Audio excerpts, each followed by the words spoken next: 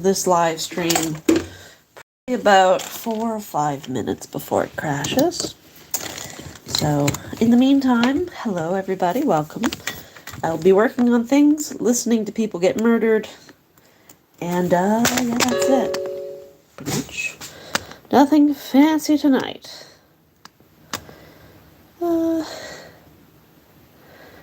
Okay, all that is done. And got that done. Alright. Yeah, I'm pretty boring, but you're welcome to pop in every once in a while and see how many times I burnt my fingers. 1,000, 2,000. Oh, close enough. Yeah. Oh, that angle's pretty good. Nobody needs me in the camera. Alright. Now, let's get it. Ah, my baby! Got it. He needs a top coat, and then once he dries, he's ready for a body. And his extras. Let's see, 25 crimes from Alaska. That sounds fabulous for today. Oh, I hate these advertisements.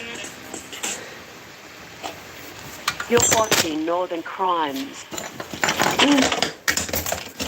Eventually I'll find Alaska another audiobook, is a but big place. not today. Big rivers, big mountains, big country, and big crime. In fact, Alaska's violent crime rate remains far above the national average. According to a story by Alaska Public Media, Alaska saw a 67% increase in murders in 2022. Additionally, the state is also known for high rates of sexual assault, domestic violence, and suicide. Although Alaska has always been a place where people come to live out their dreams, it's also a place where people come to do very bad things. Today, we'll look at 25 of the most notorious crimes to ever take place in the last frontier, from cold cases and serial killers to strange disappearances and unsolved mysteries. These stories will chill you to the bone and leave you wondering if Alaska is a place you'd ever like to visit or reside. This is Northern Crimes.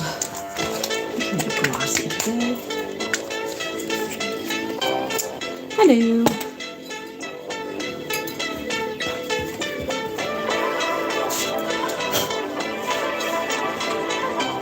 It doesn't get more exciting than this.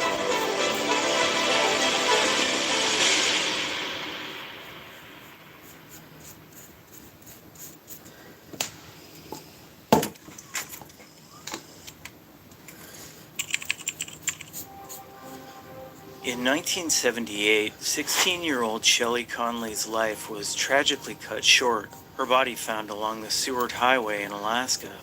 Shelley's case went cold for over 4 decades, leaving her family with unanswered questions and deep grief. But in 2019, a breakthrough came when genetic genealogy linked Donald McQuaid to the crime. McQuaid, living in Oregon at the time, was arrested and later convicted. The DNA evidence was crucial in solving this long unsolved murder. During the trial, it was revealed that Shelley had suffered severe injuries, and McQuaid was found guilty of first and second-degree murder. Donald McQuaid was sentenced to 50 years in prison, bringing a measure of justice to Shelley's family. Although it took 46 years, the conviction ensures that Shelley's tragic death will never be forgotten. In 1993, the quiet campus of the University of Alaska Fairbanks was shattered by the brutal murder of 20-year-old Sophie Sergi. Sophie was visiting friends when she disappeared. The next day, her body was found in a dormitory bathroom. Despite extensive investigations, the case went cold for nearly 3 decades. Then, in 2018, a breakthrough came with advanced DNA technology identifying Stephen Downs as the suspect. Downs, who'd lived in the dorm at the time, was linked to the crime through genetic genealogy. In 2019, he was arrested in Maine, where he worked as a nurse. Despite his Jesus. claims of innocence, the evidence was overwhelming.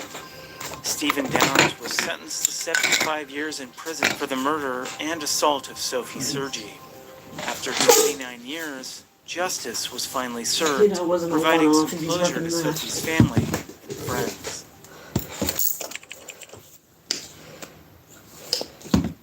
In 1994, Anchorage, Alaska was rattled by the tragic death of 18-year-old college student Bonnie Craig.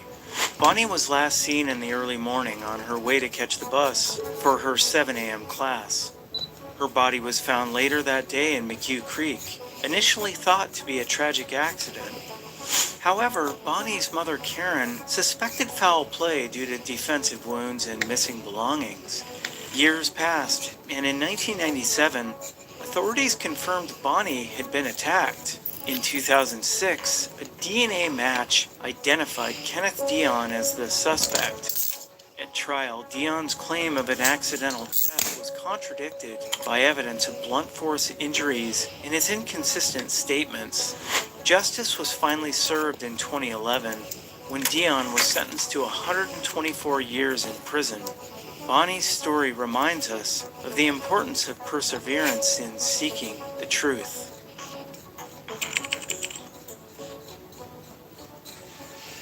In May 2003, Anchorage, Alaska was shaken by the mysterious disappearance of 21-year-old Bethany Corriera. Bethany, a college student, vanished from her apartment, her belongings left behind. That same day, a nearby duplex was engulfed in flames. While initial investigations found no link, Detective Glenn Klinkert suspected otherwise. Driven by personal tragedy, he pursued the case relentlessly. Bethany's apartment manager, Michael Lawson, became the prime suspect. Cell phone records and eyewitness accounts placed Lawson near the scene. In February 2004, Lawson's brother confessed that Michael had taken Bethany's life. Bethany's remains were found a year later, bringing a measure of justice. Michael Lawson was convicted in 2007 for second-degree murder, ensuring he could never harm anyone again. The exact details of Bethany's death may remain unknown, but justice was served. In January 2014, Anchorage, Alaska was stunned by the mysterious murder of 31-year-old Alet Hansen. Alet was a fun-loving free spirit known for his love of animals and the outdoors. He disappeared on January 23, 2014, and was found dead in his car the next day in a busy Spenard parking lot. His car window was smashed, and there were few clues at the scene. Despite his family's and the police's efforts, no strong leads have emerged. Alet's sister, Melia Strickler, continues to hope for justice, remembering how her brother loved to take his black cat Ninja everywhere he went. After nearly a decade, Alet Hansen's murder remains unsolved, leaving his family and friends searching for answers. The case is still open, waiting for new information that might finally bring closure. Check out this week's offers at Walmart. Shop thousands of roll.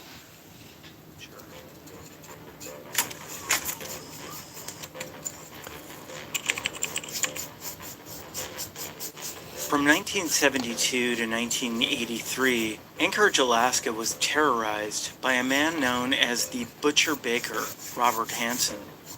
Hansen, a local baker and avid hunter, led a double life. He abducted, assaulted, and murdered at least 17 women, often releasing them into the Alaskan wilderness to hunt them down.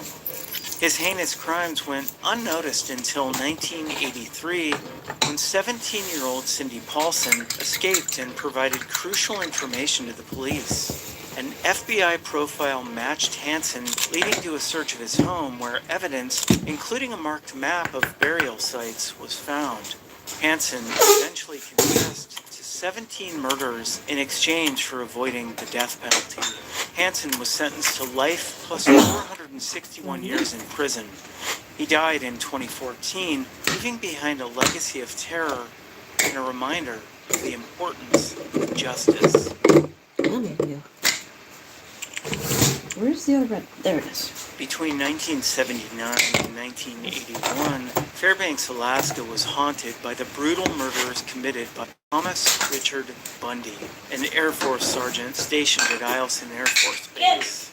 Stop Bundy's included young women and girls, with his spree beginning with 19-year-old Glenda Sodeman in 1979 and ending with Lori King in 1981. The murders were characterized by strangulation and gunshot wounds, with bodies often found near the base. Despite early leads and a composite sketch, Bundy evaded capture. In 1983, investigators connected Bundy to the crimes through vehicle descriptions and his history of inappropriate behavior. He confessed to 5 murders but was not immediately arrested due to illegal oversight. Days later, he died in a motorcycle collision, considered a suicide, before he could be formally charged. Though Thomas Richard Bundy's life ended in 1983, his horrific actions left an indelible mark on Fairbanks. The discovery of Doris Oring's remains in 1986 confirmed Bundy's responsibility, bringing some closure to the victims' families. From 2000 to 2007, South Central Alaska was terrorized by the brutal crimes of Joshua Wade. Wade's reign of terror began with the murder of 33-year-old Della Hello. Brown in Sorry, 2000. didn't see. Despite a trial Just filled with painting some strong stuff evidence and tonight. a weak defense, Wade was acquitted of most charges. His crimes escalated in 2007 when he murdered his neighbor, 52-year-old Mindy Schloss, after robbing her. The use of Slosh's ATM card led to his arrest and eventual conviction. Wade later confessed to additional murders, including 2 Alaska Native men, dating back to 1994. His confessions were part of a plea deal to avoid the death penalty and serve his sentence in a federal prison. Joshua Wade was sentenced to 99 years in prison. While his confessions provided some closure, many believe he may have left behind a longer trail of victims.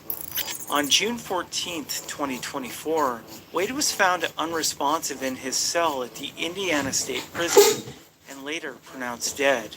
An investigation into his death is currently ongoing. In 2016, the city of Anchorage, Alaska was terrorized by a series of murders committed by James Dale Ritchie. Ritchie, a former standout athlete turned criminal, committed his first confirmed murders on July 3, 2016, killing Brianna Foisey and Jason Netter Sr. along a bike path. Later that month, on July 29, he shot 21-year-old Trayvon Kendall Thompson. In August, Ritchie killed Kevin Turner and Bryant DeHusen in Valley of the Moon Park. Despite initial confusion, the police connected the murders through the use of a Colt Python handgun. Ritchie was finally identified following a shootout with police on November 12, 2016, during which he was killed. James Dale Ritchie was posthumously identified as the serial killer responsible for 5 murders in Anchorage. The discovery of the Colt Python on his person linked him to the crimes, providing closure to the victims' families and ending a dark chapter in the city's history. I'm working. Israel Keyes was a notorious American serial killer who committed multiple murders across the United States between 2001 and 2012. He meticulously planned his crimes, targeting random victims to avoid detection. His known victims include Bill and Lorraine Currier, who were abducted and murdered in Vermont in June 2011, and Samantha Koenig, kidnapped from a coffee booth in Anchorage, Alaska in February 2012. Keyes demanded ransom money after killing Koenig and disposed of her body in a lake. Keyes was captured in March 2012 after being tracked through ATM withdrawals from Koenig's account. While in custody, he confessed to several murders but committed suicide in December 2012, leaving behind a cryptic note and drawings suggesting more victims. Authorities believe he may have been responsible for up to 11 deaths. Israel Keyes' death left many questions unanswered, and his case remains a chilling reminder of the complexity of tracking serial offenders.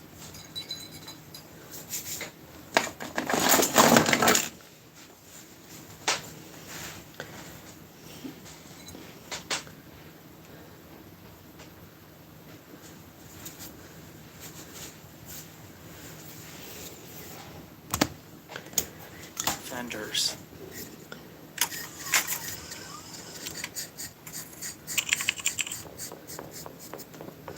In the quiet town of Wasilla, Alaska, two brothers vanished under eerie circumstances more than a decade apart.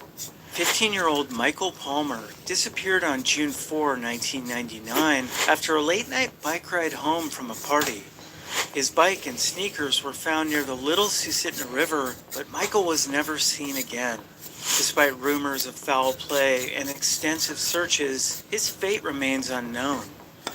11 years later, on April 10, 2010, Michael's brother Chucky went missing while snow machining near Talkeetna. His snow machine was discovered in deep snow with no footprints or helmet nearby. Despite thorough searches, no trace of Chucky has ever been found.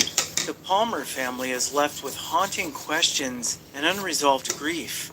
What really happened to Michael and Chucky Palmer remains one of Alaska's unsolved mysteries. In the heart of Alaska, a fiery political figure met a mysterious end. Joe Vogler, founder of the Alaska Independence Party, was a man of strong convictions. On May 30th, 1993, he vanished from his Fairbanks home. His dogs were found locked inside, his famous fedora missing. Nearly a year later, convicted thief Manfred West confessed to killing Vogler in a botched explosive sale. Police discovered Vogler's remains in a gravel pit wrapped in a blue tarp. West was convicted, but many, including AIP members, believe there was a lot more to the story. Vogler was set to speak at the UN about Alaskan independence, raising suspicions about a possible conspiracy. Was Joe Vogler's death a simple crime or a deeper conspiracy? The mystery remains unsolved, leaving Alaskans to wonder what really happened.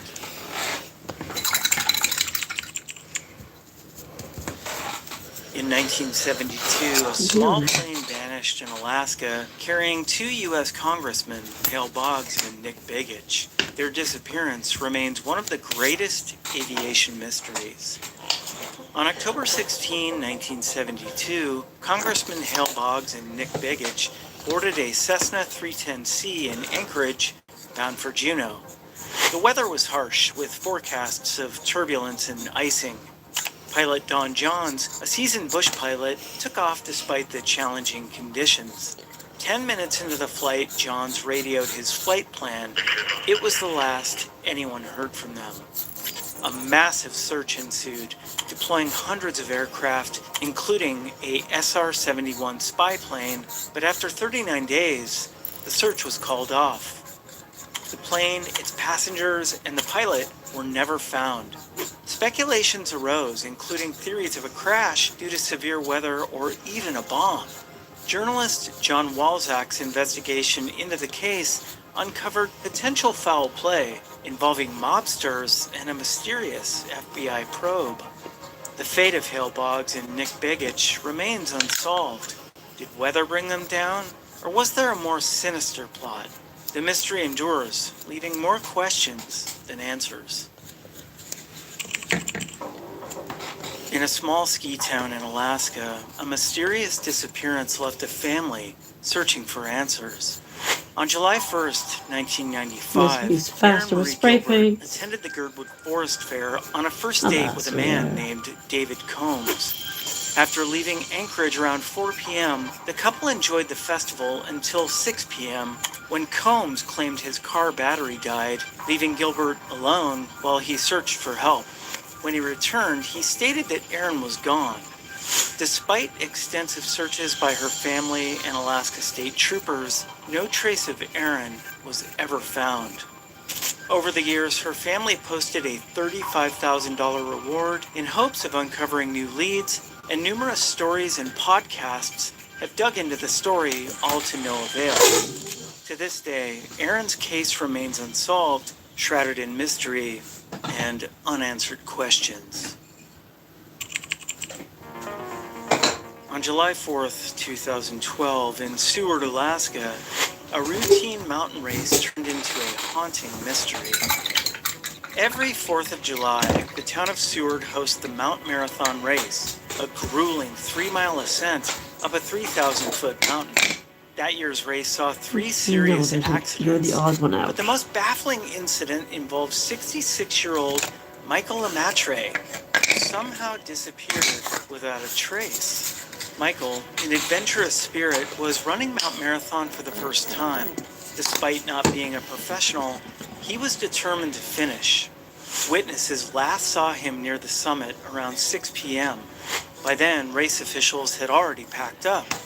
Michael, unfamiliar with the mountain, might have taken a wrong turn or faced other unknown dangers. Despite extensive searches by helicopters and volunteers, no trace of him was found. The mountain's challenging conditions, including loose shale, snow bridges, and steep cliffs, added to the mystery.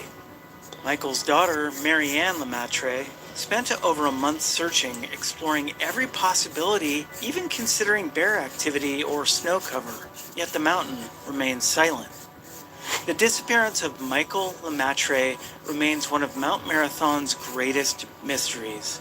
Will we ever uncover what happened on that foggy July day? Print is where your big ideas become bold apparel, so you can wear and share your brand in custom t-shirts, hats, hoodies, and more. Just think it, click it, and print it with Vistaprint. Print your possible with 20% off your first order at vistaprint.ca.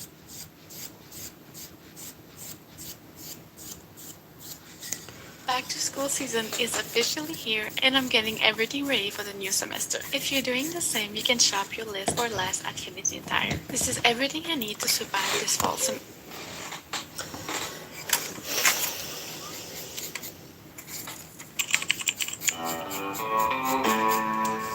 In the icy wilderness of Alaska, a tragic hunting trip turned deadly for 3 men, revealing a dark and complex story. On January 25, 1970, Norman Butch Johnson was found by a pilot, bloodied and exhausted, claiming his 3 hunting companions had been murdered. The young man had been gifted a rifle by his father and sent on a caribou hunt with 3 Inupiaq men near Kiana, Alaska. Butch initially blamed a mysterious snowmobiler, but under police interrogation, he confessed to the killings. He described how he fired multiple rounds into the tent, killing Frederick Jackson, Clarence Arnold, and Oscar Henry. His defense argued he suffered a psychotic break triggered by cultural isolation, extreme cold, and the graphic nature of the hunt. Despite his claims of temporary insanity, Butch was found guilty of 3 counts of second-degree murder and sentenced to life in prison. But shockingly, he was released on parole after serving only 4 years, leaving the small village of Kiana and the families of the victims in anguish. A tragic mix of mental illness and cultural clash led to an unimaginable loss. The story of Butch Johnson remains a haunting reminder of the fragility of the human mind. In the remote town of Bethel, Alaska, a day at high school turned into a nightmare no one could have imagined. On February 19, 1997, 16-year-old Evan Ramsey arrived at Bethel Regional High School with a hidden shotgun, a ticking time bomb fueled by years of torment and a broken home. Ramsey, bullied relentlessly and struggling with his past, made a decision that would forever change the lives of everyone around him. He entered the school and fatally shot Principal Ron Edwards, a respected Vietnam veteran and leader. Then he turned the gun on 16-year-old Josh Palacios, a beloved student and promising basketball player, before wounding 2 others. The school descended into chaos as terrified students and teachers fled for their lives. Art teacher Rain Athanas confronted Ramsey, trying to de-escalate the situation, but the damage was already done. The community of Bethel was left to grapple with the aftermath, forever scarred by the senseless violence. Evan Ramsey, now in his early 40s, reflects on his acts from behind bars, serving a 198-year sentence, haunted by his own regrets. The Bethel High School shooting remains a stark reminder of how unchecked pain and anger can erupt into tragedy, leaving a small town to pick up the pieces of shattered lives. In the remote wilderness of McCarthy, Alaska, the weekly mail plane was a lifeline for its 22 residents. On March 1st, 1983, this routine was shattered. The night before, Chris Richards welcomed his neighbor, Lewis Hastings, into his home. The next morning, Hastings returned with murderous intent, shooting Richards, who barely escaped into the freezing wilderness. Hastings then continued his rampage, heading to the Hegland's home, where residents gathered for the mail plane. There, he brutally murdered Les and Flo Hegland, Maxine Edwards, and later Tim and Amy Nash, who had come to warn others. Hastings' motive was a delusional plan to destroy the Trans-Alaska Pipeline to preserve the wilderness. Alaska State Troopers intercepted and arrested Hastings, ending his spree but leaving a deep scar on McCarthy. The town grappled with the loss of 6 residents It is and the now. trauma inflicted on survivors like Chris Richards and Donna Bryam. Hastings was sentenced to 634 years in prison, but the trust and tranquility of McCarthy were forever damaged. Doesn't want to paint it. Oh. In Manly Hot Springs, Alaska, where the road ends and the icy Tanana River begins, drifter Michael Silka arrived on May 13th, 1984. He seemed like just another wanderer, but he was about to unleash terror. Silka, with a troubled past and a history of violence, fled Illinois to avoid arrest. So I can touch something. In Fairbanks, Alaska, his behavior grew more erratic, culminating in a neighbor's murder. Silka then fled to Manly Hot Springs. On May 17, 1984, 6 residents visited the boat landing at Manly Hot Springs, but never returned. Concerned relatives alerted the Alaska State Troopers, who discovered blood and drag marks at the landing. They realized Silka, a suspected murderer, was on a killing spree. Troopers located Silka's boat tied to a tree. When confronted, Silka opened fire, killing an Alaska State Trooper before being shot dead himself. The search revealed 4 bodies in the Tanana River, but 3, including a pregnant woman and her young son, were never found. Michael Silka's rampage ended the lives of 7 Manly residents and a trooper, possibly more. The motive behind his violent spree remains a mystery, leaving a scar on the small town of Manly Hot Springs. Hey everyone, we have an exciting new ride for you to check out on your next visit to Fun Zone at Magic Mountain. Let's go. Big Dipper is a spring... On September 7th, 1982, the town of Craig, Alaska was jolted by smoke rising from the harbor a mile away. The source? A 58-foot fishing vessel named the Investor. As rescue teams arrived, they found the ship engulfed in flames. 8 people, including the ship's owner, Mark Colthurst, his pregnant wife Irene, their 2 children, and 4 young crew members were aboard. By the time the fire was extinguished, the remains of the victims were charred beyond recognition, leading investigators to believe the fire was set to cover up a brutal mass murder. Investigators soon determined that Mark and Irene Colthurst had been shot before the fire started. The other victims were presumed to have met similar fates, but the intense fire destroyed much of the evidence. Eyewitnesses reported seeing a mysterious man operating the Investor's skiff around the time of the murders, but the killer's identity remained elusive. 2 years later, John Kenneth Peel, a former crew member, was arrested and charged with the murders. Despite circumstantial evidence and witness testimonies linking him to the scene, Peel's trials ended in a hung jury and an eventual acquittal due to insufficient evidence. The lack of physical evidence and the destruction caused by the fire hindered the investigation, leaving many questions unanswered. Today, nearly 4 decades later, the Investor murders remain one of Alaska's most infamous unsolved crimes. There we go. Flexible, yet sturdy. Frank Colicurcio Sr. was a key figure in Seattle's organized crime scene, whose influence reached Alaska in the 1980s. The little scissors. His operations, centered around strip clubs like the Good Times and the Wild Cherry in Anchorage, brought illegal activities such as tax evasion and prostitution to the state. These clubs, notorious for skimming profits and avoiding taxes, funneled millions out of Alaska, Much more supportive depriving horn. the state of significant revenue and entrenching corruption in the local business environment. Alaska law enforcement, overwhelmed by this crime wave, struggled to combat the sophisticated operations orchestrated by Colicurcio and his network. In 1991, Colicurcio, his son, and an associate were convicted of failing to pay taxes on the profits skimmed from their Alaskan clubs. Frank Colicurcio Sr.'s legacy crime in the 1980s left a lasting mark on Alaska, highlighting the challenges of combating multi-state organized crimes and its far-reaching consequences. Shove that to the front.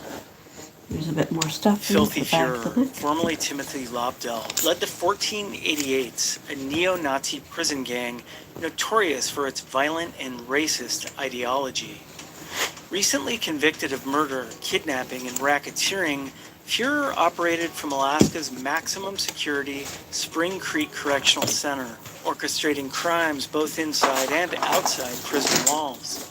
The gang, identified by swastika tattoos and the number 1488, engaged in drug sales, firearms trafficking, and brutal assaults. In 2017, Fuhrer ordered the torture and murder of gang member Michael Staton to enforce discipline. Staton's gang tattoo was cut off with a hot knife before he was shot and his body burned. The federal trial revealed the gang's violent nature and extensive reach. All convicted members faced life sentences without parole. The convictions mark a significant blow to the 1488s, highlighting the persistent threat of organized crime and the crucial role of law enforcement in combating it. The Brothers Motorcycle Club, or BMC, was a prominent motorcycle gang in Anchorage, Alaska during the early 1970s. Formed in 1967, the brothers quickly gained a reputation for their activities and presence in the local area. By 1977, they'd established an association with the Hells Angels in California's San Francisco Bay Area. In December 1982, the brothers officially merged with the Hells Angels, establishing Hells Angels chapters in Anchorage and Fairbanks. This merger solidified their status as a support club for the Hells Angels, expanding their influence and reach.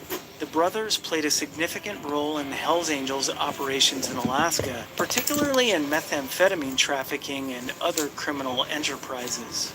The Brothers Motorcycle Club's integration into the Hells Angels marked a significant chapter in Alaska's outlaw motorcycle gang history, with their activities leaving a lasting impact on the state's criminal landscape. In the early 1980s, Alaska witnessed its largest drug bust, dismantling a $36 million heroin empire led by a 55-year-old woman named Dora Sterling. Serving 300 to 400 customers daily, Sterling's operation was disrupted when state troopers raided her home. Sterling faced 15 counts of selling heroin, with potential penalties of 300 years in prison and $1 million in fines.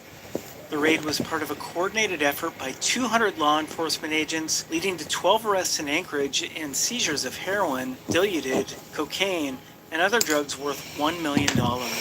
Further arrests were made in Seattle and Los Angeles. Undercover operations revealed the scale of the ring, which involved theft and shoplifting to support users' habits. Sterling's arrest, along with her associates, marked a significant blow to Alaska's heroin supply, ending a notorious chapter in the state's history.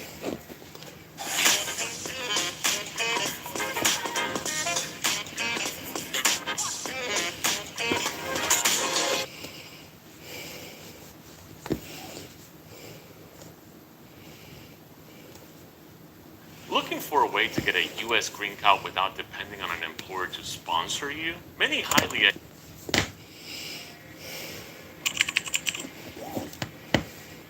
Heraclio Sanchez Rodriguez, a 57-year-old inmate in a California prison, masterminded a massive drug trafficking ring from his cell, funneling fentanyl, meth, heroin, and cocaine into Alaska.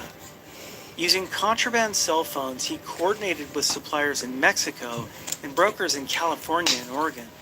His network extended deep into Alaska, reaching even the most remote communities like Good News Bay and Savunga. Sanchez Rodriguez ran a ruthless operation. One of his top quote-unquote wives, Cristina Quintana, got inmates from Highland Mountain Correctional Facility to sell drugs when they got out. Other individuals did his violent tasks. In May 2023, they kidnapped 2 women, killed them, and buried them near Trapper Creek. The ring's violence didn't stop there. 2 other individuals distributed fentanyl that resulted in a fatal overdose. Over 2 years, a multi-agency investigation uncovered extensive drug trafficking and money laundering, leading to the indictment of 54 individuals. The crackdown disrupted a major criminal enterprise, but the scars of the killings and drugs will linger in Alaskan communities for years.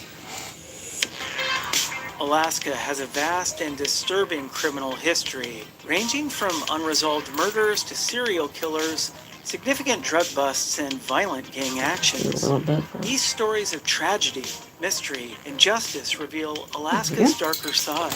Yet, as we reflect on these crimes, we also see the resilience of Alaskans who continue to overcome challenges and move forward. Back on the shelf. Yet the tales of the past serve as a reminder that while Alaska's beauty is boundless, so too are its dark stories.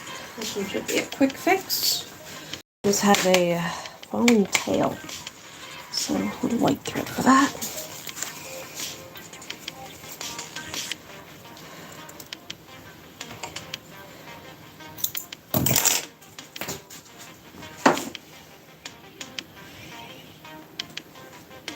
Nope. Keep the red thread on that so I know exactly what it's used for.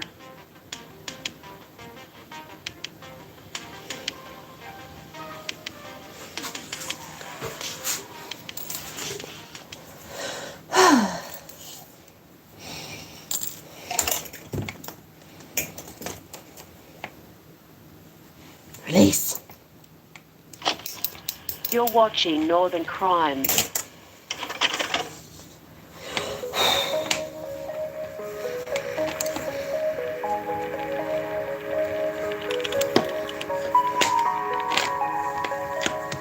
In 2016, Anchorage, Alaska was a city in the grip of fear. What began as isolated, brutal attacks along bike paths and parks soon turned into whispers of something far more sinister, the possibility of a serial killer in their midst. By year's end, 5 people had been murdered in cold blood. Each case left residents and authorities more confused as the trail seemed to grow colder with every step.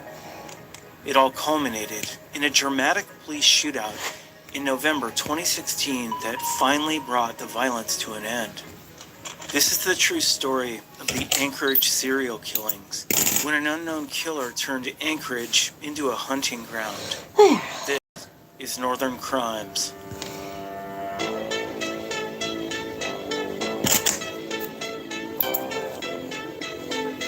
That was also coming off. Jeez, you are very good. Not like her stitches are popping.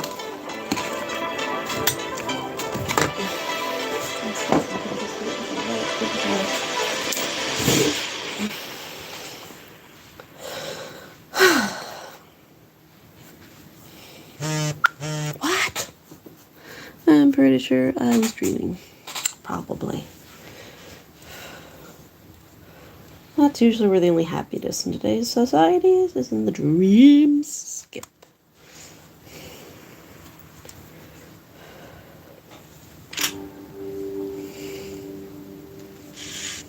James Dale Ritchie was born on November 4th, 1976, in Anchorage, Alaska. He was raised in the tough but tightly knit neighborhood of Wonder Park. Despite growing up in a neighborhood plagued by crime, Ritchie stood out in high school, both in stature and in talent. At East Anchorage High School, he played on the 1994 state championship football and basketball teams, where he built close bonds with future professional athletes like Trajan Langdon and Mayo Tosi. He was a promising student who scored a respectable 1,200 on his SATs, which led to a recruitment by West Virginia University to play football in 1994.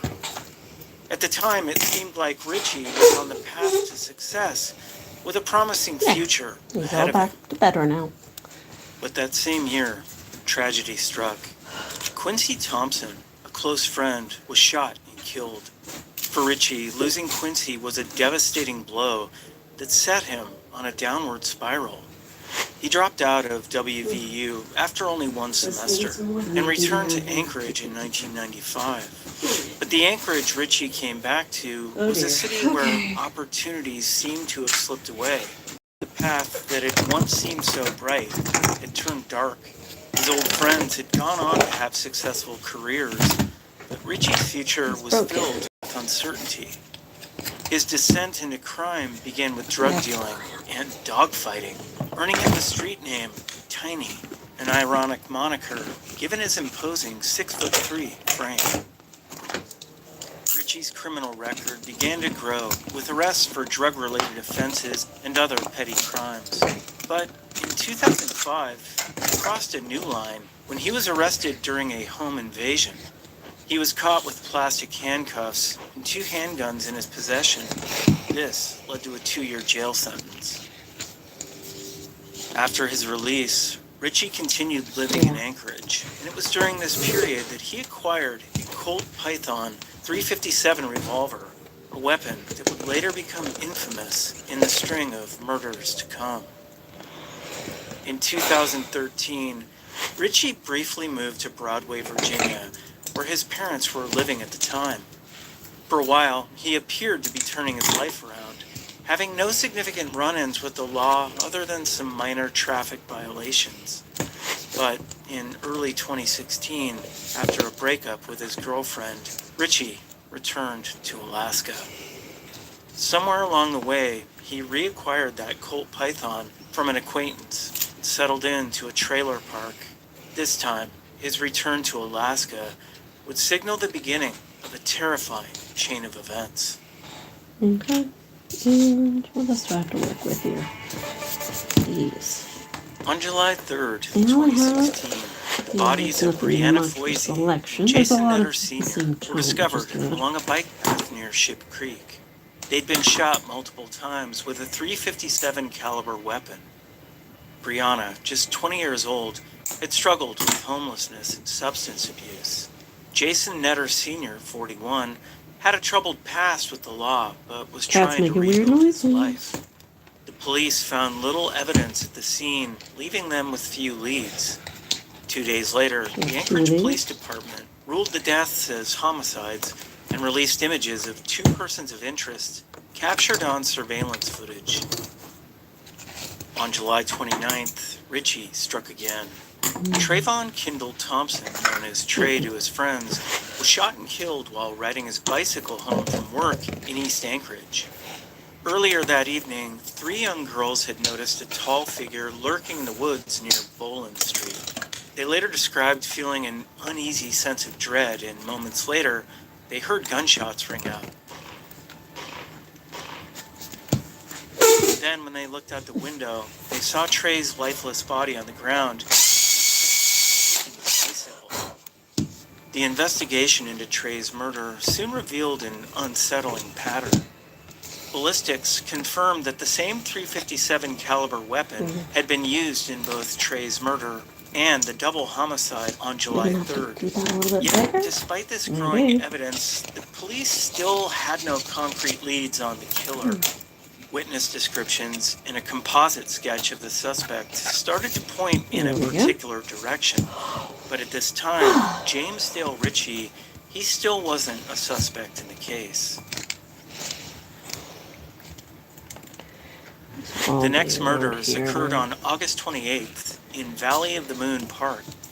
Kevin Turner, a man struggling with schizophrenia and bipolar disorder, was walking through the park late that night. Another young man, Bryant Bree DeHuson, an environmental activist, was also in the area. The two victims weren't connected, and police surmised that DeHuson may have simply been in the wrong place at the wrong time, possibly taking a late-night bike ride to meet up with a friend. Ritchie ambushed them in the darkness, shooting Turner under the pavilion and DeHuson somewhere on the bike trail. With the FBI now assisting the APD, a joint task force was formed and an advisory was issued warning residents to avoid isolated trails after dark. Public fear continued to rise. Anchorage's bike paths and parks, once popular recreational spots, now felt like the domain of a shadowy predator.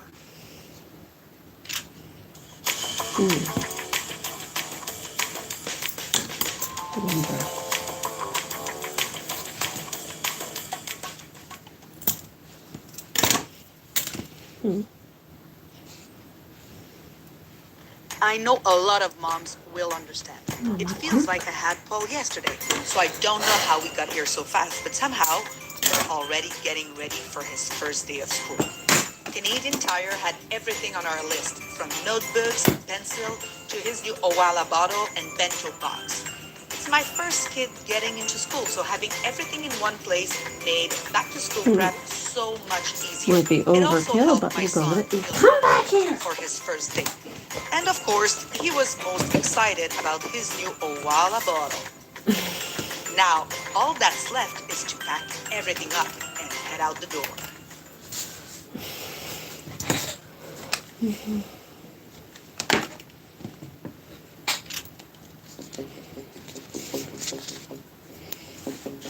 In the early morning hours of November 12th, 2016, everything changed. An Anchorage Police Department officer named Arn Salau responded to a report of an unpaid cab fare in downtown Anchorage. As he approached the scene, he saw a tall man lumbering down the street.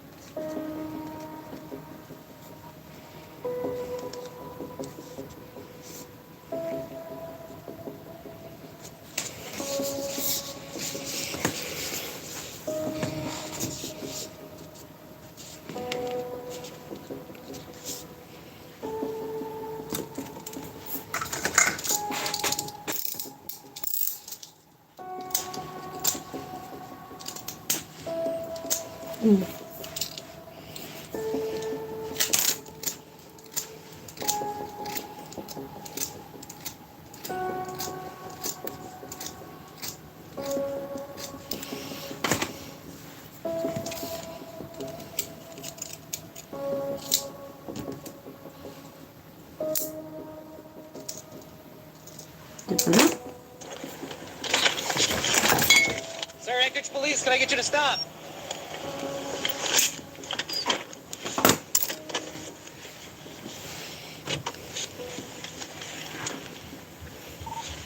Eliminator, does want to stop? I'll try to come off here at Hope Depot.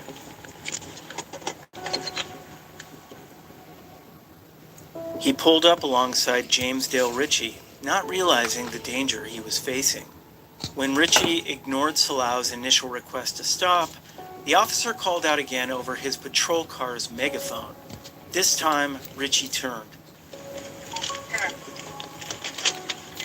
This is the Anchorage Police. You need to stop.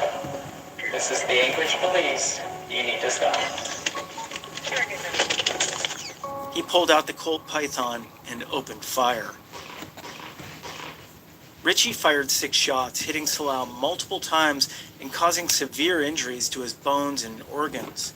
Despite his injuries, Salau managed to exit his vehicle and return fire.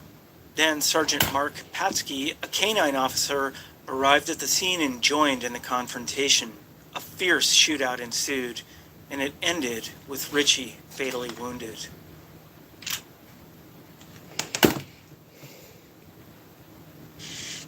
When officers searched Ritchie's body, they discovered the Colt Python .357 revolver.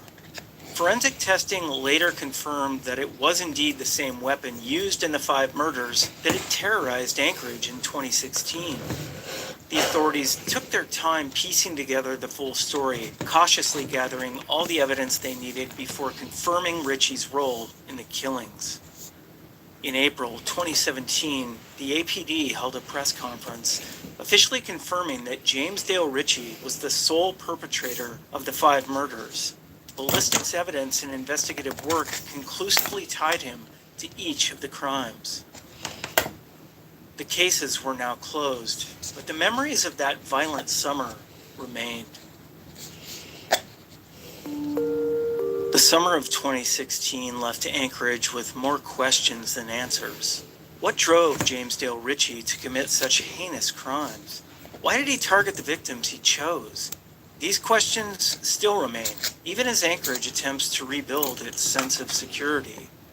For the residents of this town, the summer of 2016 wasn't just a series of murders. It was a traumatic period that changed how they viewed their community and public spaces. James Dale Ritchie's criminal record, his descent from a promising high school athlete to a hardened criminal, and his return to Alaska in 2016 all pointed to a man who'd somehow lost his way long ago. But even knowing how he got there doesn't fully explain why he did what he did. For the victims' families and the community at large, the pain of that summer lingers on.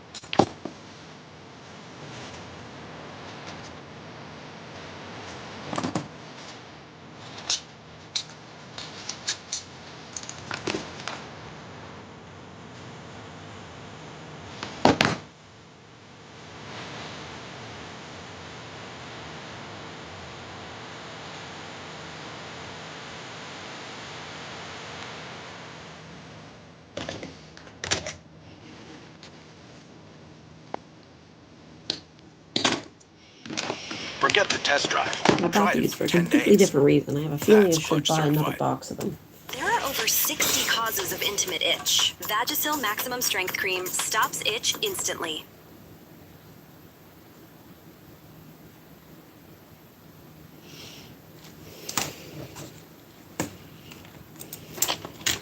You're watching Northern Crimes. June 28th, 1959, Stettler, Alberta. You're a police officer making what should be a routine welfare check. The Cook family hasn't been seen in days, and neighbors are starting to worry. Their house sits quiet on the edge of town, curtains drawn against the summer heat. You knock on the front door. No answer. The station wagon is missing from the driveway. That's not unusual. Maybe they went visiting relatives. Maybe they took a trip. You walk around the property, checking windows, looking for signs of life. Everything appears normal, too normal. A kind of stillness that makes the hair on the back of your neck stand up. You notice the garage door is slightly ajar, and there's something dark staining the concrete floor just inside. You push the door open wider. The smell hits you first, metallic and wrong. Then you see the bloodstains, lots of them. Your flashlight beam cuts through the shadows, revealing drag marks leading toward the back of the garage, toward the grease pit, where mechanics used to work on cars. You approach slowly, dreading what you might find. The wooden cover has been hastily replaced, but it's sitting crooked. Your hands shake as you lift it. 7 bodies, a father, a stepmother, 5 children, all in their night clothes, all stacked on cordwood. Is that more whimsical? Below. In this episode, we explore the Alberta murders, cases that shattered the prairie's peaceful facade and revealed that in Canada's vast wilderness, evil can hide in plain sight, and sometimes the most horrific events happen in the places that feel safest. This is Northern Crimes. Alright, that's a little better. Who's next in the box? You. No, you broke.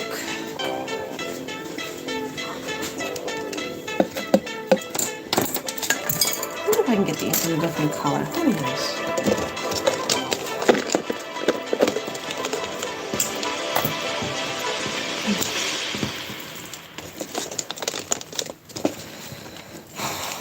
Ooh, heartburn.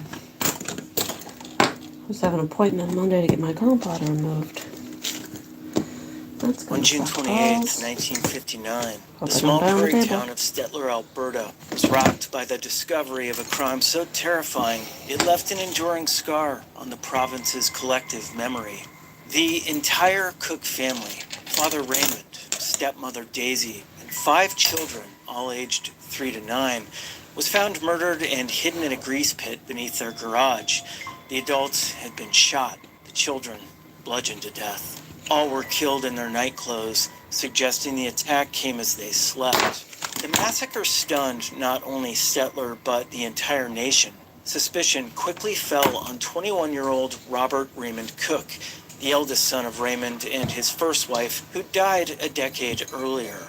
What followed was one of the most debated criminal cases in Canadian history, marked by troubling evidence, a dramatic escape, and a controversial execution that made Robert Cook the last man ever hanged in Alberta.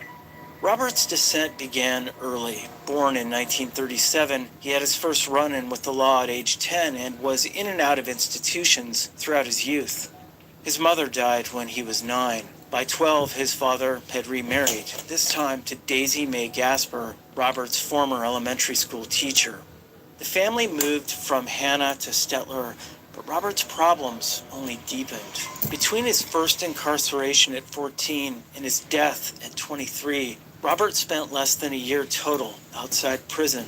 Released in early 1959, he returned to Stettler, claiming he wanted to reconnect with his family, but his behavior was erratic. Months earlier, while serving time for breaking and entering, he'd been struck in the head with a lead pipe, a blow that reportedly made him more volatile and quick-tempered. In late June, he was arrested in Edmonton after trying to trade in the family station wagon using his father's ID. Police found children's clothing, family documents, and household items in the vehicle. When questioned, Robert gave shifting explanations about his family's whereabouts, raising immediate suspicion. Alarmed, police visited the Cook residence in Stettler. There, they found bloodstains and signs of violence.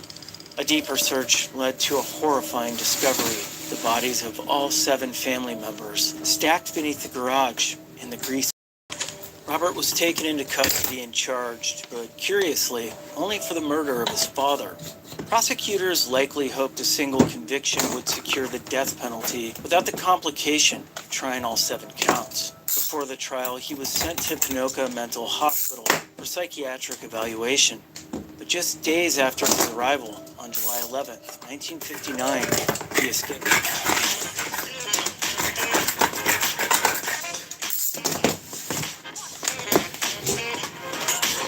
He what?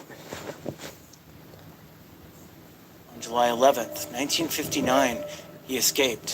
His flight sparked one of the largest manhunts in Alberta's history. Police, military, and civilians scoured the countryside. He was eventually found hiding in a pigsty near Bashaw, 60 kilometers from Stettler, and returned to custody under heavy guard. The first trial began in Red Deer in December 1959. The Crown's case rested on circumstantial evidence, Robert's inconsistent statements, his use of his father's identity, and the items found in the station wagon. But there were no fingerprints, no eyewitnesses, no murder weapon. Still, the jury found him guilty. He won a retrial on appeal. The second trial, held in Edmonton in 1960, produced the same result. Despite raising doubts about the timeline and lack of physical proof, the defense couldn't sway the jury. Appeals to higher courts, including the Supreme Court of Canada, were all denied.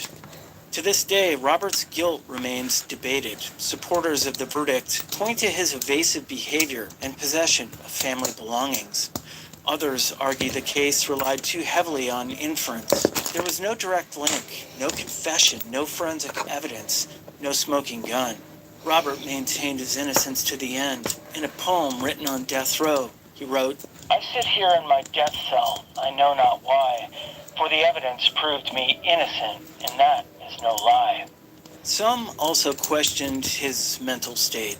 The documented head trauma from the prior year may have impacted his behavior, an issue poorly understood at the time and largely ignored in court. In November 1960, Robert Raymond Cook was hanged at Fort Saskatchewan Provincial Jail. His was the last execution in Alberta. The Cook family murders remain among the most haunting in the annals of Canadian crime. More than 60 years later, the debate over Robert Cook's guilt still lingers, a shadow over a prairie town that never fully healed.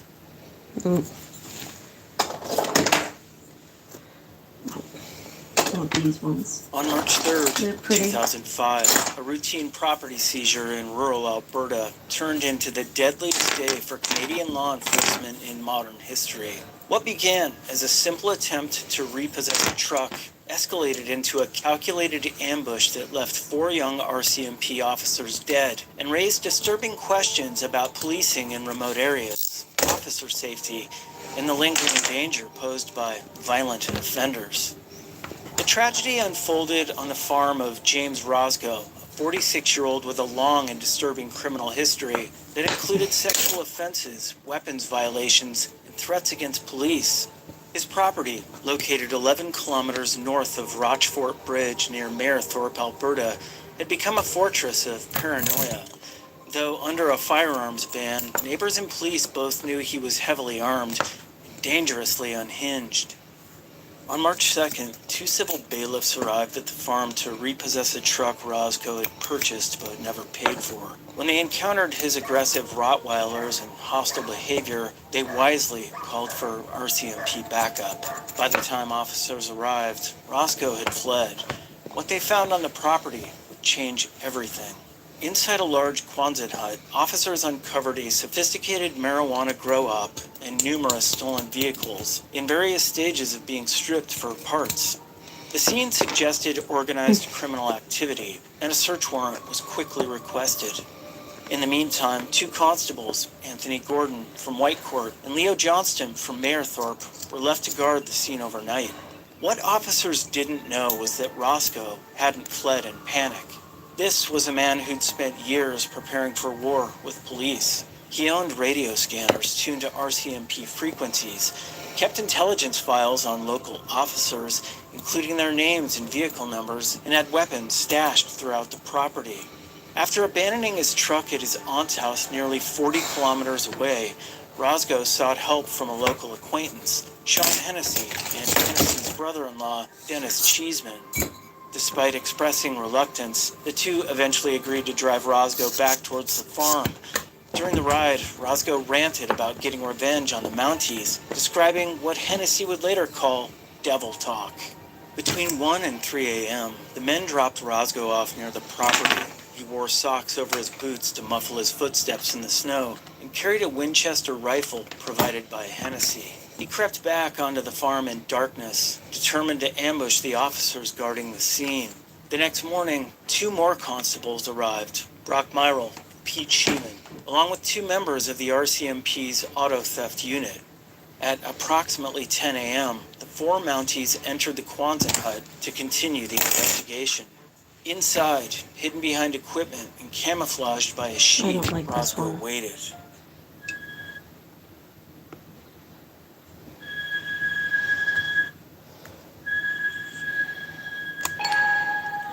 On April 12th,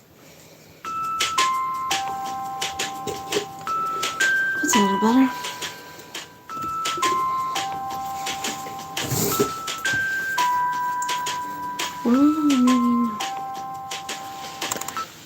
This video is sponsored by Incogni.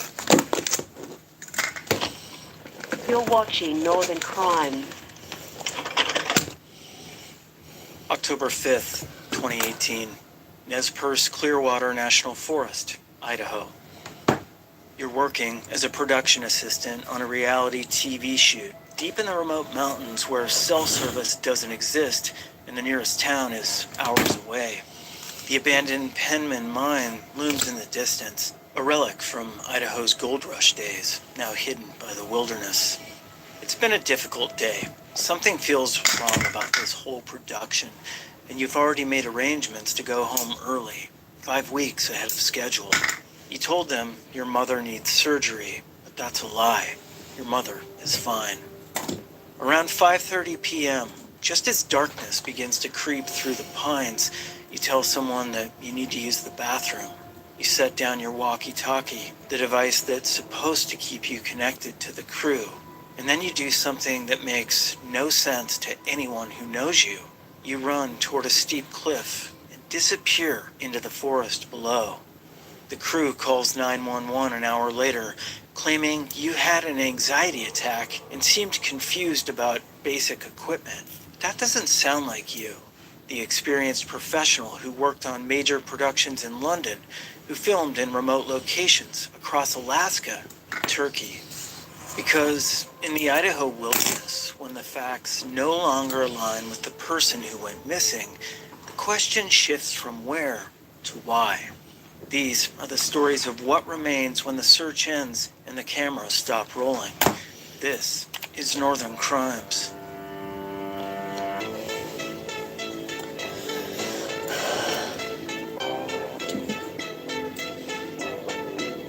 I don't want to cut it down either. I guess we're not doing that.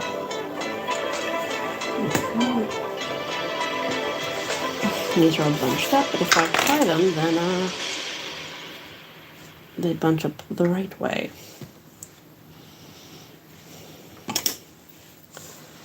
For most of the 20th century, privacy was physical. If someone wanted information about you, they had to ask questions or show up in person. But today, in 2026, it's completely different. Personal data is collected, compiled, and sold online, often without you ever knowing. And that's why today's video is sponsored by Incogni. Right now, data brokers and people search sites publish things like your home address, phone number, relatives, and past locations. In the past year alone, major data breaches exposed millions of records worldwide, showing just how easily personal information spreads once it's out there. Incogni helps reduce that exposure.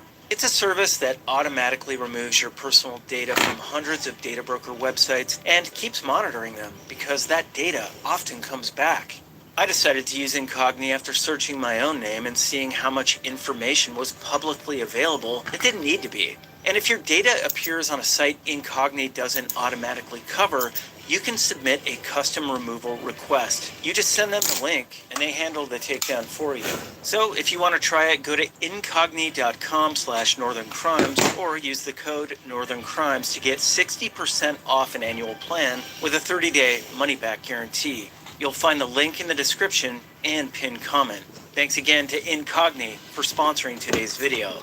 Now, let's get back to Idaho.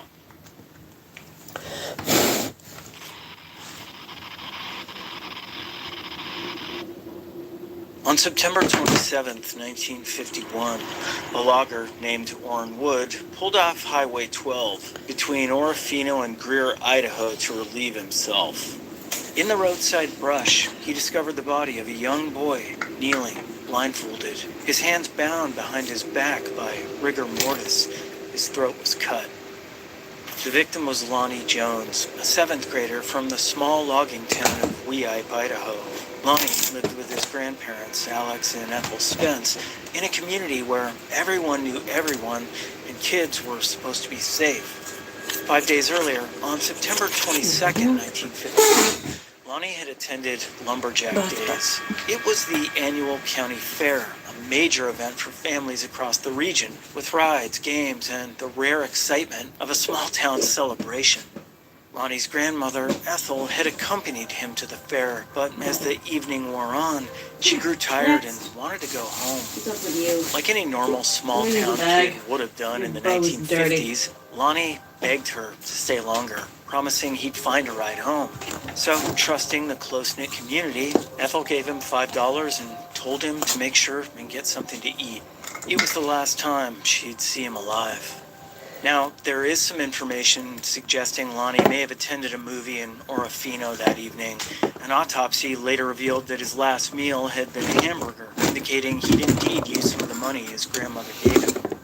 Shortly after midnight, two teenagers from Kamiah, 19-year-old Leroy Kidder and 17-year-old Bob Hill, were driving home after dropping off their date when they spotted a young boy hitchhiking at the end of the Orofino Bridge. It was Lonnie Jones. He asked them for a ride to the Greer Bridge, explaining that from there, it would be easy to catch another ride up to Weippe. So, the teens dropped him off as requested, but Lonnie never made it home. The next morning, Ethel went back to the fairgrounds, desperately searching for her grandson. When she couldn't find him, she contacted police. For 2 agonizing days, there were no clues about Lonnie's whereabouts, until Orrin Wood, the logger, made his grim discovery on September 27th. The killing shocked the small Idaho community. The manner of Lonnie's death suggested deliberation rather than panic. It was an act carried out with control. The investigation immediately focused on the 2 teenagers who'd given Lonnie his last ride, as well as the logger who discovered the body. A coroner's inquest was held, and the teens were cleared of any involvement. Orrin Wood was also cleared as far as records indicate. Several quote-unquote suspects were turned in by concerned citizens, but no arrests were ever made. One persistent theory involves the carnival workers, the quote-unquote carnies who traveled with the fair. Some speculated that someone connected to lumberjack days might be responsible for Lonnie's death. However, this theory seems less likely when you consider the logistics. Carnival workers would have been busy packing up and cleaning after the fair ended, making it more probable that a local was driving that stretch of highway between Orofino and Greer. The case went cold, and over the decades, Lonnie Jones became a forgotten victim, a child whose murder was never solved, whose killer never brought to justice. 74 years later, the questions remain. Who killed Lonnie Jones? Was it someone he knew and trusted? A stranger who saw an opportunity when a young boy was hitchhiking alone in the dark? Did the killer live in one of the small communities along the highway, hiding in plain sight for the rest of their life? Lonnie Jones deserved better than to die alone on a dark roadside, his young life cut short by an act of unspeakable cruelty. His grandparents deserved answers. And somewhere in Idaho's history, a killer got away with murder. In small-town America in 1951, some crimes were simply too shocking to solve, and some victims were too easily forgotten.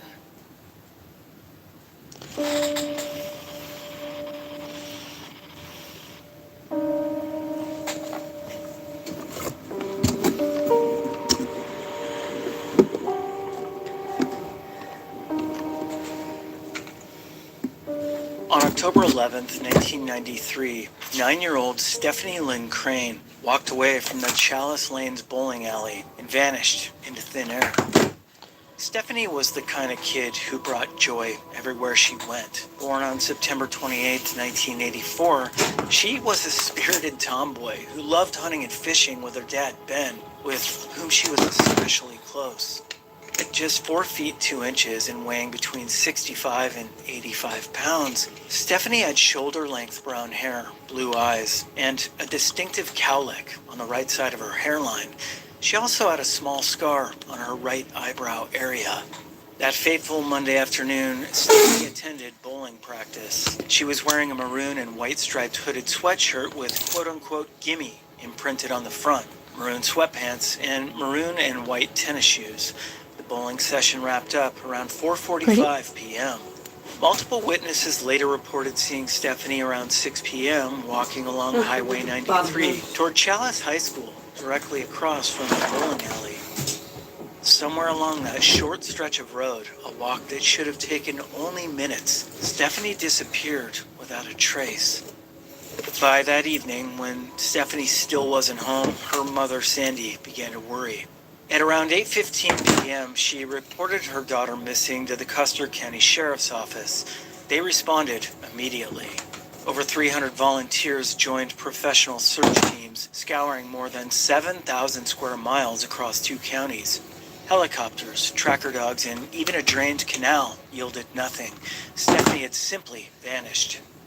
As the investigation unfolded, several disturbing clues emerged. Witnesses reported seeing a small, late-model yellow pickup truck with red pinstripes in the area around the time of Stephanie's disappearance. The vehicle's license plate and exact make were never identified, and by the time authorities arrived to investigate, well, that truck was gone. Even more chilling, some of the children at the bowling alley that day recalled seeing a suspicious man watching them. A composite sketch was created showing a Caucasian male in his mid-30s, about 5'10" and 175 pounds, but despite widespread distribution, no solid leads ever turned up. The case drew national attention, featured on America's Most Wanted, investigated by the FBI, and flooded with tips, but none led to Stephanie. In 2000, investigators questioned a drifter after blood samples and human hair fibers were found in his apartment. A female witness tentatively identified him from a photo lineup, but DNA testing proved inconclusive. Another suspect was Keith Glenn Mark Hescock. He drove a yellow pickup truck similar to the one seen near the crime scene, a vehicle Stephanie's great-grandparents remembered belonging to a quote-unquote weird guy camping near them at Twin Falls just a week earlier. However, Hescock's potential involvement remains a mystery due to his violent end in 2002. Following the kidnapping of a 14-year-old girl, Hescock led police on a 40-mile chase into the Big Hole Mountains. He was killed after wounding a police officer. So, while he had a history of poaching and out-of-state felonies, any definitive link to Stephanie went with him to the grave. The whole tragedy deepened when both of Stephanie's parents passed away without ever knowing what happened to their daughter. Her mother, Sandy, died in 1997, and her father, Ben, died on October 11th, 2012, exactly 19 years to the day that Stephanie disappeared. Today, Stephanie would be 40 years old. The Custer County Sheriff's Office continues to investigate her disappearance. In fact, over the years, they've conducted searches in remote backcountry areas based on anonymous tips. A $50,000 reward remains in effect for information leading to the arrest and conviction of those responsible. Stephanie Crane's disappearance represents every parent's worst nightmare. A child simply walked away from a safe place and was never seen again. In a town where everyone knew everyone, how could a 9-year-old girl vanish into thin air?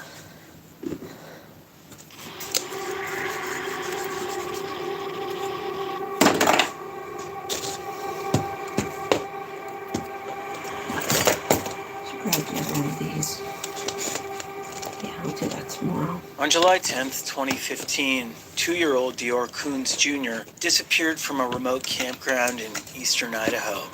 What followed became one of the most contentious missing person investigations in the state's history, dividing a family and leaving the truth unresolved. Dior was born on December 30th, 2012 to his parents Jessica Mitchell and Vernal Dior Coons Sr.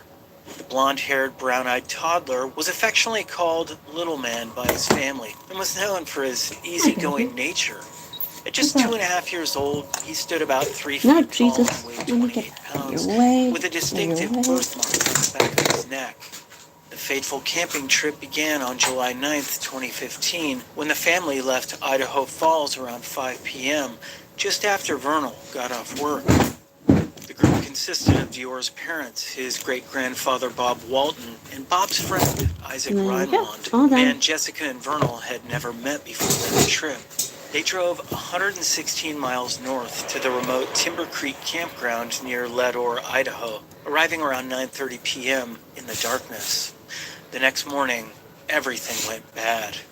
According to the parents, around 1:30 p.m. on July 10th, Jessica, Vernal, and Isaac left the campsite to go fishing at a nearby creek, leaving little Dior with his great-grandfather, Bob. The toddler was wearing a camouflage print jacket, blue pajama pants, green and black checkered socks, and brown cowboy boots that were 2 to 3 sizes too big for him. When the adults returned, Jessica claimed after just 5 minutes, while Vernal said about 15 to 20, the toddler was gone. Bob claimed he'd looked away briefly, and when he looked back, Dior had vanished. At 2:26 p.m., Jessica called 911 in a panic. What's the address of your emergency? I'm currently camping in Redwood, just outside of Redwood. My 2-year-old son, can't find him. How long has he been missing? About an hour? Yeah. Okay, what is he wearing? He was wearing cowboy boots, a blue, pair of pajama pants, and a camel jacket. Vernal had also made his own 911 call minutes earlier from a different location. A massive search followed involving more than 200 people, helicopters, cadaver dogs, and extensive ground teams. Not a single trace of Dior was ever found. A shoe, a piece of clothing, or any evidence he'd been there at all. Then, the investigation took a dark turn. Within a year, retired Lemhi County Sheriff Lynn Bowerman named Jessica and Vernal as suspects, claiming they'd failed polygraph tests and couldn't keep their stories straight. Bowerman said investigators had repeatedly offered the family a chance to explain what happened if they'd been inactive, but noted that no one had shown willingness to come forward or challenge. The case became even more controversial when the family hired private investigator Philip Klein in November 2015, 4 months after Dior disappeared. After about 6 weeks on the job, Klein publicly accused the parents of murder, claiming Jessica had confessed to knowing where the body was, an allegation she vehemently denied. But the evidence supporting the parents' guilt was circumstantial at best. No one in Ledor remembered seeing Dior during the family's trips to town on July 9th and 10th, despite receipts proving they made purchases. This led some to theorize that Dior never made it to the campground alive. However, Isaac Reinwand consistently maintained that he saw Dior at the campsite on both days, and law enforcement has called Isaac the most credible witness. The current Lemhi County Sheriff, Steve Penner, has taken a more measured approach, calling all 4 adults, quote, uncleared persons of interest, rather than suspects. Other people have called them suspects, and I'm not committed to that theory. You can't just pursue one theory. In 2019, a private investigator brought cadaver dogs to the campground, and the dogs allegedly made a quote hard alert in a specific area, suggesting the presence of human remains. The sheriff's office conducted additional searches, but has never revealed what, if anything, was found. The story's also been covered by major TV networks and was included in David Politis' Missing 411. The case has torn the family apart. Jessica and Vernal broke up, both remarried, and have faced years of public accusations and death threats. Bob Walton died in 2019, taking any additional knowledge he might have held to his grave. 10 years later, Dior Coons Jr. remains missing. Now, 12-year-old if still alive, Dior's case continues to receive FBI assistance, and tips still come in. Whether he wandered off into the wilderness, died in an accident that was later concealed, or met some other fate, the truth remains unresolved. With no physical evidence and accounts that never aligned, the case narrows to one single certainty. A child disappeared, and the full story may never be known.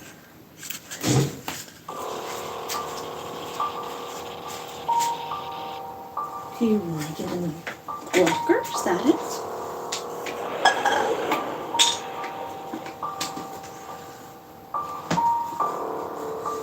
On On the night of June 14th, 1981, 14-year-old Linda Diane Smith was sleeping peacefully in her family's home on 8th Street in Pocatello, Idaho. Her mother was on welfare, struggling to raise 3 children alone: Linda, her 9-year-old brother Ben, and her sister Lori. In their small city, the Smith family felt safe enough to leave their doors unlocked. That trust would prove fatal. That night, Linda had been babysitting her siblings. Around 2 a.m., an unknown man burst into the Smith home and dragged Linda from her bedroom in the darkness. Ben heard muffled screams and sounds of a struggle coming from Linda's room. When he rushed to investigate, he saw a man with his arms wrapped around his sister, dragging her toward the door. Linda was fighting back desperately, kicking at her attacker, trying to break free. Ben ran around to the back of the house, attempting to stop the abduction, but the man pushed him to the ground and shouted, "Get away, or you'll be hurt." The terrified boy watched helplessly as his sister was shoved into a van with flames painted on the side. The man drove off into the night, and Ben never saw Linda again. Ben ran to a neighbor's house to call for help. The family didn't have a home phone. He urgently described everything he could remember to police. The attacker was a man in his 30s with dirty blonde hair, driving a distinctive van with flame decals. But instead of launching an immediate search, police made a decision that would prove catastrophic. They dismissed Ben's account, insisting Linda was a runaway, despite a child eyewitness describing a violent abduction. The Smith family's poverty shaped how serious police treated the case and how quickly it was abandoned. Linda's sister Lori later recalled that police never collected fingerprints or any forensic evidence from the scene. Had they done their due diligence, this evidence could have been crucial in identifying Linda's abductor decades later. Instead, their negligence allowed a killer to escape justice. A week after the abduction, Linda's clothing was found in a ditch near a highway exit in Pocatello. Even then, police maintained their runaway theory, refusing to acknowledge that Linda was in mortal danger. In May 1982, 11 months after Linda vanished, her skeletal remains were discovered in a wealthy Pocatello neighborhood. The cause of death was never determined due to the advanced decomposition. Only then did police realize they had a real case on their hands. Linda Smith had been abducted, and her brother Ben had told the truth. But it was too late.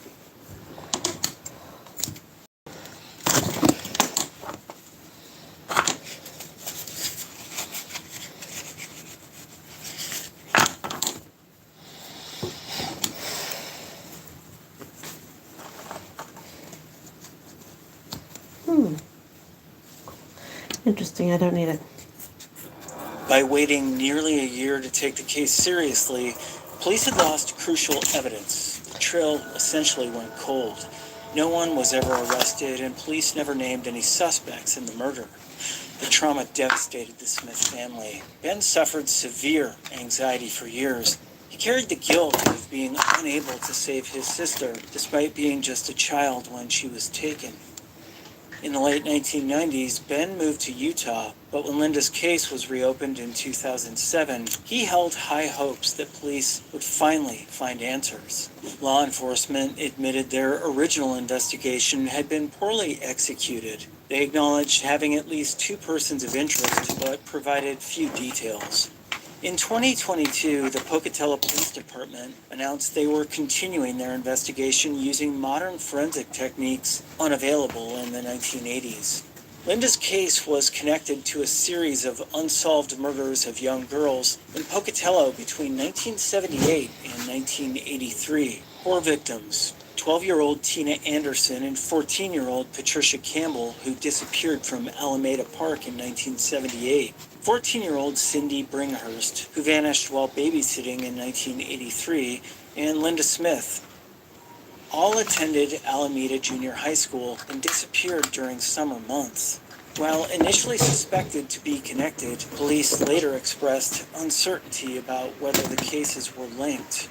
Today, over 4 decades later, Linda Smith's killer remains free. Her case stands as a stark reminder of how institutional bias and investigative failures can deny justice to society's most vulnerable families. More likely it was another Linda cop. Smith's courage in speaking the truth deserved better. Linda Smith deserved better. And somewhere in Idaho, a killer got away with murder because a 9-year-old boy's testimony wasn't deemed credible enough to matter.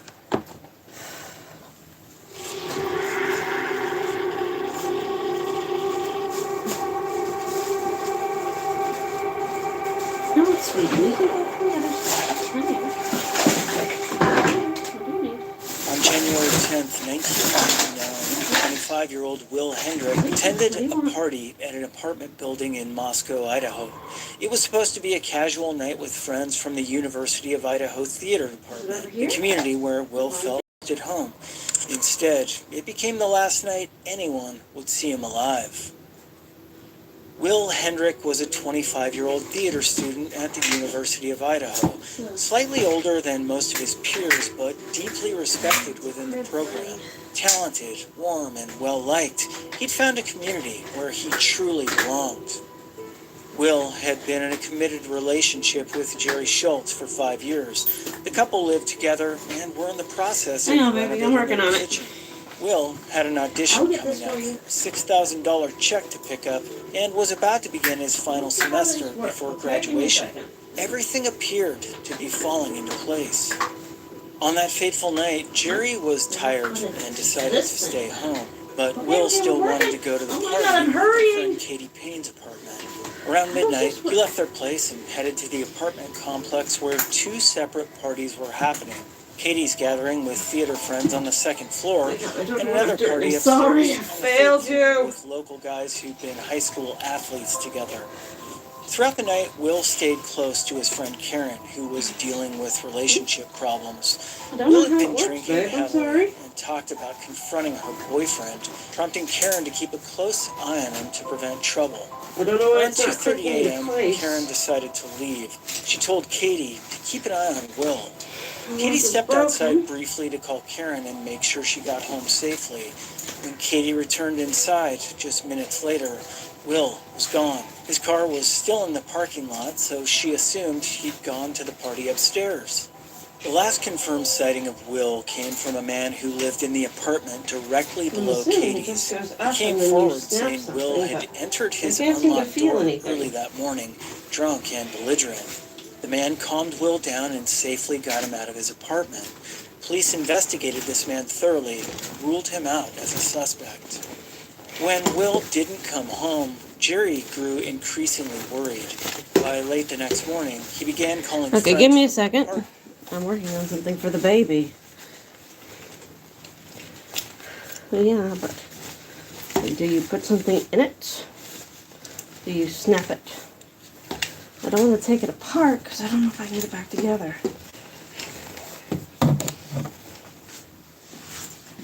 Well, if I cut one, I might be able to figure out the rest. So I guess we'll do it that way.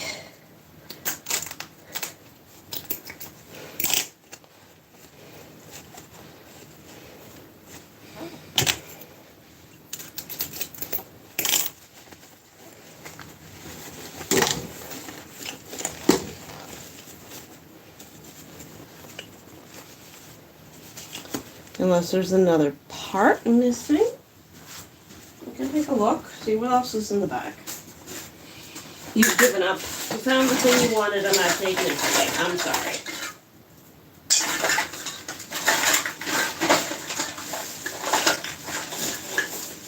I don't see the clips or anything.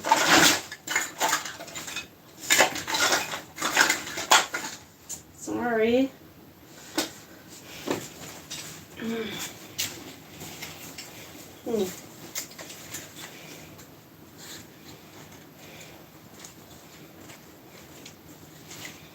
Yep, I don't know how this works, babe. It must be a clip of some kind, but it just doesn't have it here. Sorry. We'll get your baby crib picked out tomorrow, okay? I'm done for the night, I think. It's midnight.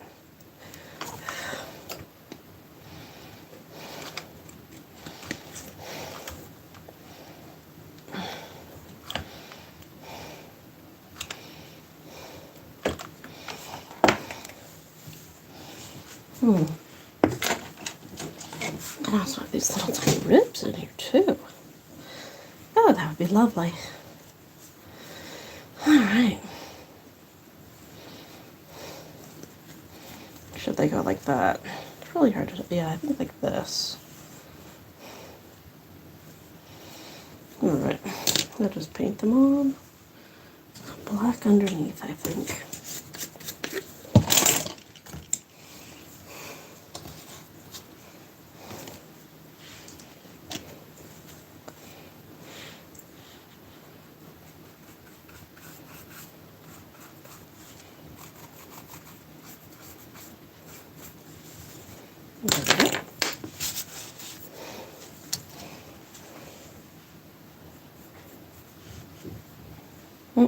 She's going for sound. Ah, Jesus, it's a full bottle.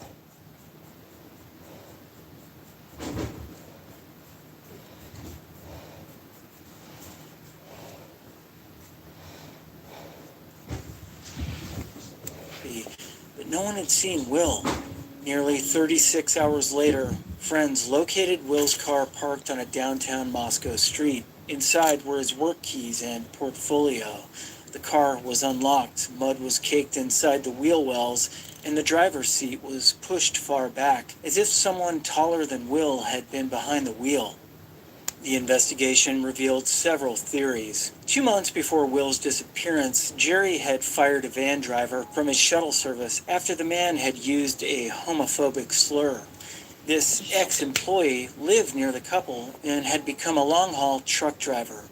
Suspiciously, he left town in a refrigerated truck the morning after Will disappeared. Jerry believed this man knew something, but police could never prove a connection. Another theory focused on Benjamin Matthew Williams, a white supremacist who attended the University of Idaho about the same time as Will. Williams was later convicted of murdering a gay couple in California, leading some to wonder if he was responsible for Will's disappearance as well. Police investigated but found no evidence linking Williams to the case. More than 3.5 years after Will vanished, in September 2002, hunters discovered his skull and jawbone in a remote wooded area of eastern Leda County. No other remains were found, and the cause of death couldn't be determined, but police ruled it a homicide, believing Will knew his attacker. 26 years later, Will Hendricks' murder remains unsolved. He deserved to finish his degree, to attend that audition, and live the life he'd worked so hard to build. Instead, someone took it all away on a cold January night in Moscow, Idaho. All right. I'm done. Good night. I'll see you another day.